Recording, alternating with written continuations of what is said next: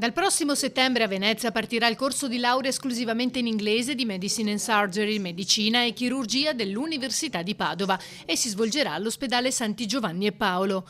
L'annuncio a Palazzo Balbi con la firma di un protocollo d'intesa tra Regione, Università di Padova e ULSS. Grande risultato, è uno dei due sogni che ho sempre avuto per medicina. Treviso che è conclusa, sono i 6 anni, quest'anno sono state le prime lauree, e dall'altro portare la facoltà di medicina e chirurgia tutta in inglese a Venezia, la realizzazione di un grande progetto.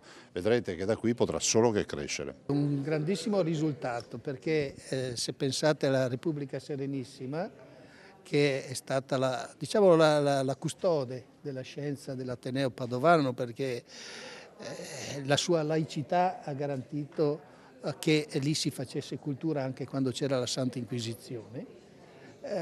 Portare la facoltà di medicina da Padova a Venezia vuol dire che questa collaborazione, questa attenzione, questa complicità sta funzionando ancora. È tutto nell'interesse della gente, della popolazione e soprattutto della scienza. Si partirà con 100 studenti l'anno, molti dei quali internazionali, che aumenteranno fino a raggiungere il numero di 600 entro il 2030. Negli anni gli studenti internazionali alla nostra università in generale stanno crescendo sempre moltissimo.